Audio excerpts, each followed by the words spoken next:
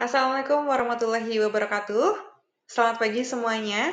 Perkenalkan, nama saya Hana Fitara dari Prodi Manajemen PJJ S1 Universitas Cyber Asia. Dalam video kali ini, saya akan mempresentasikan ringkasan mengenai 2 jurnal nasional yang membahas implementasi Business Intelligence. Presentasi ini merupakan bagian dari ujian tengah semester mata kuliah Business Intelligence yang dibimbing oleh Bapak Muhammad Ikhwani Saputra, Eskom, Mkom.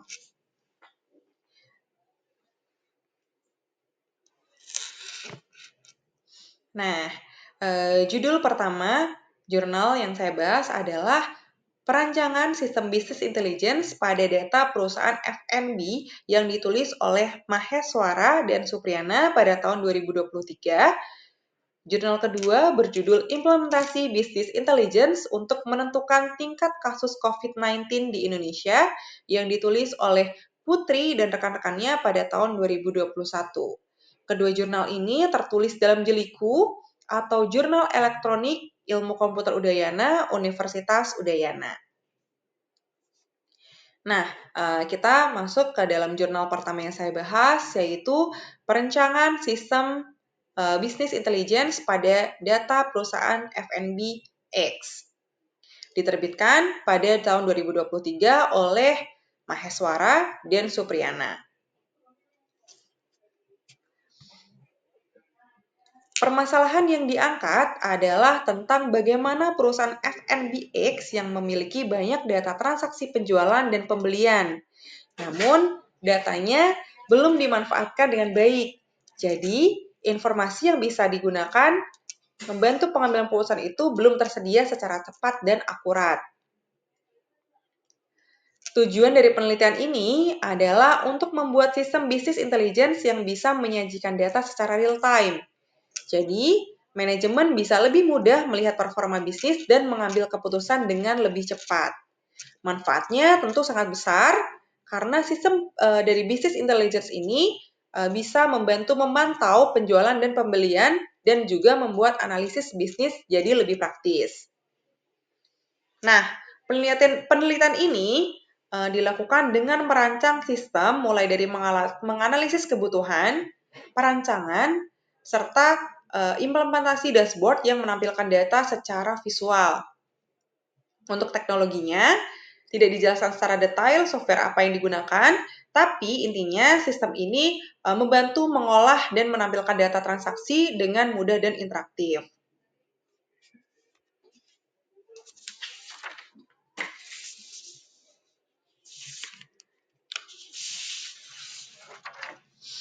Nah, hasilnya, perusahaan ini memiliki dashboard BI yang bisa menampilkan data penjualan dan juga data pembelian secara langsung. Ini jelas membantu manajemen untuk cepat merespon kondisi bisnis.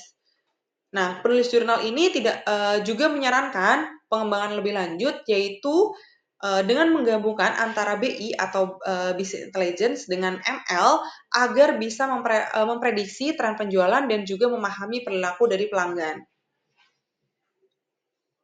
Nah, kita memasuki jurnal yang kedua, yaitu implementasi Business Intelligence untuk menentukan tingkat kasus COVID-19 di Indonesia. Ditulis oleh Putri dan kawan-kawan pada tahun 2021 pada jeliku atau Jurnal Elektronik Ilmu Komputer Universitas Udayana. Penelitian ini dilakukan pada saat masa pandemi, yaitu COVID-19 pada tahun 2021. Masalah utamanya adalah data kasus COVID-19 yang ada belum diolah dengan baik. Padahal data tersebut bisa membantu pemerintah dalam menentukan langkah yang tepat untuk menangani pandemi. Tujuan dari penelitian ini adalah memanfaatkan business intelligence untuk menganalisis dan menyajikan data COVID-19 supaya bisa diketahui wilayah mana yang tingkat kasusnya tinggi dan di mana yang rendah. Dengan itu, kebijakan pemerintah bisa lebih tepat sasaran berdasarkan data, bukan berdasarkan dengan asumsi.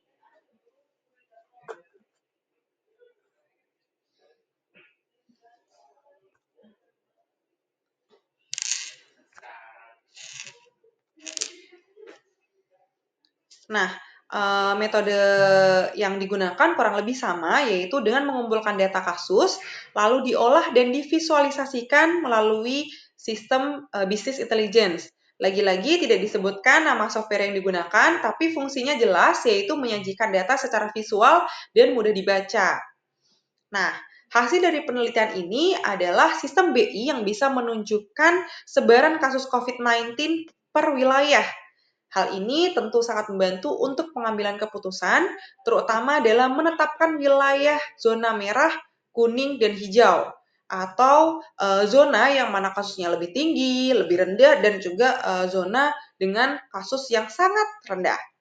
Nah, penelitian ini menyarankan agar ke depan sistem BI atau Business Intelligence bisa digabungkan dengan vaksinasi dan mobilitas penduduk untuk menganalisis lebih lengkap lagi.